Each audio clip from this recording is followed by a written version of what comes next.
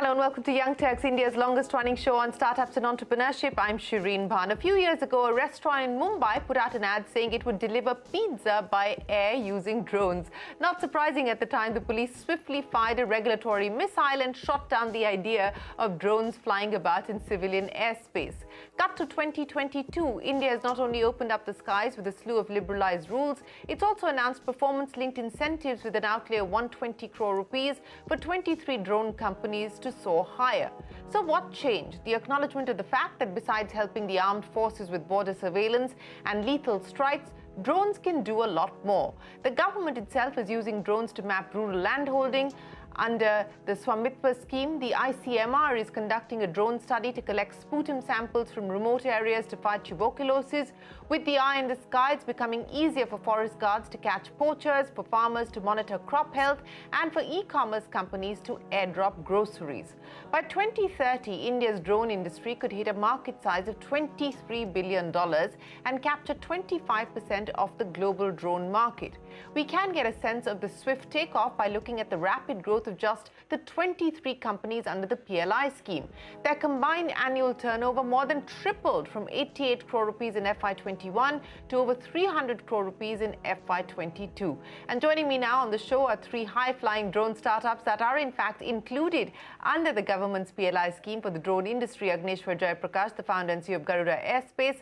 With us also on the show, Ramakrishna, CEO of Endure Air, and Ankit Mehta, the co-founder and CEO at Idea4. Gentlemen, appreciate you joining us here on the program. Ankit, let me address the first question with you. You know, all kinds of numbers are being bandied about. I'm taking a look at the FICCI EY report of 2022. The global drone market is poised to become a $54 billion market by 2025.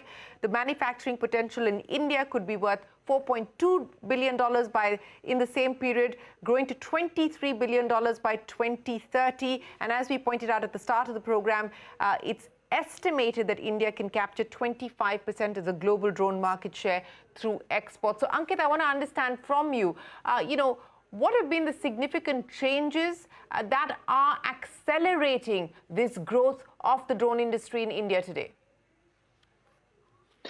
Shireen, what has happened is that, before the pandemic, the drone technology was a good to have technology. But post the start of the pandemic, we realized that unless and until we use drones, we'll be putting our own people in the harm's way, and we started getting exemptions to operate these systems in the real world. And since then, all the steps that you also highlighted, such as the Swamitwa scheme, the fact that we had issues at the border, and all of the other wars that have happened in the world have told us that, unless we adopt drones wholeheartedly, we'll be left behind. In fact, we may be victims of not being able to survive the next, skirmish that we may get into. And therefore, the policy change has reflected the mood that has changed globally in that one sense. And we've now come up with a policy which is as simple as taking a street legal car out on the road, which has a regular license plate, and whoever is operating it has a license to operate it. In the case of drones, it is called type certification, which is equivalent to making or declaring a car that it's street legal. We have UIN, which is equivalent to a license plate, and we have the pilot certification, which is equivalent to a driving license. That, along with the fact that we have been able to create a level playing field in the country by announcing a ban on imports, because we had a slightly skewed relationship with import and export. Export was heavily controlled, but import or export in other countries was not equally well controlled, and therefore we had this arbitrage, which this import policy has allowed us to reduce and give the Indian players an opportunity to develop fast and to do the right set of things for that, as well as the announcement of the PLI scheme has given tremendous incentive to the manufacturers to make sure that we are even more encouraged to do more and more work in India, indigenize more components, more systems, and develop more indigenous technology that can be globally competitive. And we can export our systems outside the country. Yes, and I want to talk to you about all of that in just a second, but let me bring Rama into the conversation as well.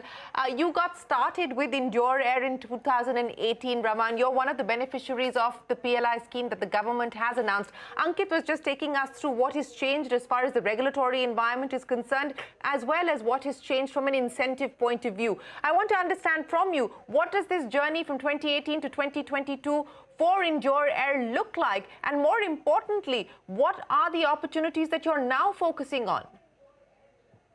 So starting in 2018, we have started from IIT Kanpur. We are a group of professors and students from the academia, and we have put together those solutions that can enhance the performance and benefit the end user in terms of endurance and payload capacity. And by 2020, in the COVID time, like Ankit mentioned, we have finished our products, and post-COVID, the kind of push that was given by Indian government has expedited the product development process, and that gave us chance to deliver our products to multiple services units of MHA and MOD, and that has give us a chance to be one of the PLI beneficiaries in 2021.